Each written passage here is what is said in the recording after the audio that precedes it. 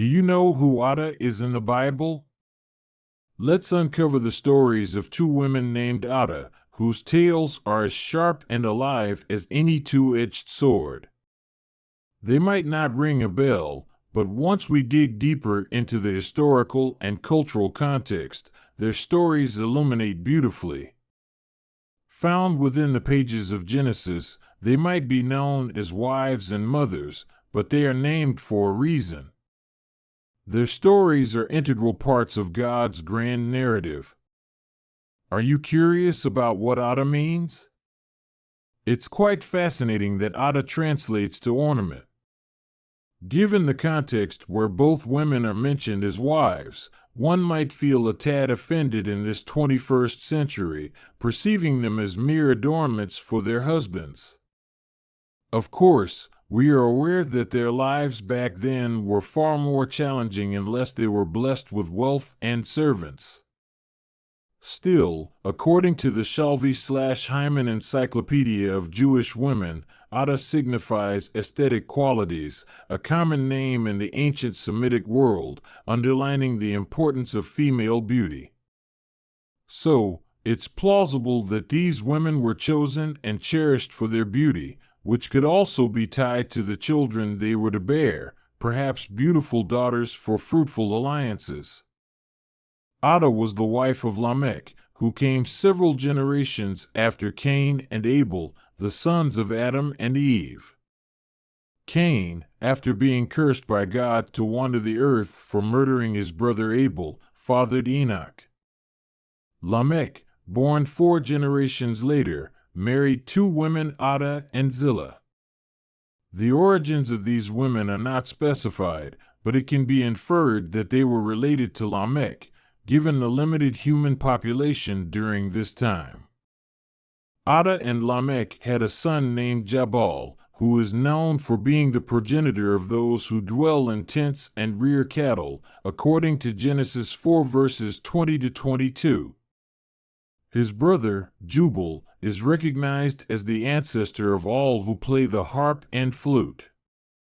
Zillah, Lamech's other wife, gave birth to Tubal-Cain, who is known for making tools out of bronze and iron. As Shalvi/Hyman suggests, this could indicate that these sons were the first pioneers of civilized arts, implying that these abilities were not divine gifts, but rather human achievements, in contrast to the mythological narratives of other cultures.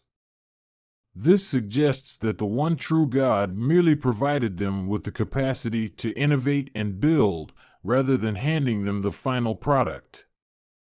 Adah's lineage, therefore, appears to be the first nomadic herder tribe, constantly moving in search of food for their livestock.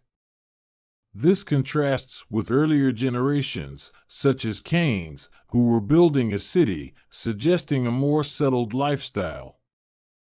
Adah was the spouse of Lamech, who was born several generations after Cain and Abel, the offspring of Adam and Eve. After being condemned by God to eternally roam the earth for the murder of his brother Abel, Cain fathered Enoch. Lamech, who was born 4 generations later, took 2 wives, Adah and Zillah. While their backgrounds aren't explicitly mentioned, it's likely they were kin to Lamech, considering the small number of humans at that time. Adah and Lamech had a son named Jabal, who, according to Genesis 4 verses 20 to 22, was the forefather of those who live in tents and raise livestock. Jubal, his brother, is acknowledged as the forefather of all who play the flute and harp. Lamech's other wife, Zillah, gave birth to Tubal-Cain, who is famous for crafting tools from bronze and iron. As suggested by Shalvi/Hyman, this could signify that these sons were the initial pioneers of civilized arts, suggesting that these skills weren't divine gifts, but human accomplishments. This contrasts with the mythological narratives of other cultures, indicating that the one true God only gave them the ability to invent and construct, rather than presenting them with the finished product. Thus, it appears that Adah's descendants were the first tribe of nomadic herders, continuously moving in search of food for their herds. This is in contrast to earlier generations, such as Cain's, who were constructing a city, indicating a more settled way of life. Adah, one of Esau's wives, gave birth to only one child, a son named Eliphaz. Esau had numerous children through his other wives, and these offspring were prolific and multiplied. The sons of Esau began to be referred to as chiefs, and their descendants became the first kings to rule in Edom before any Israelite king.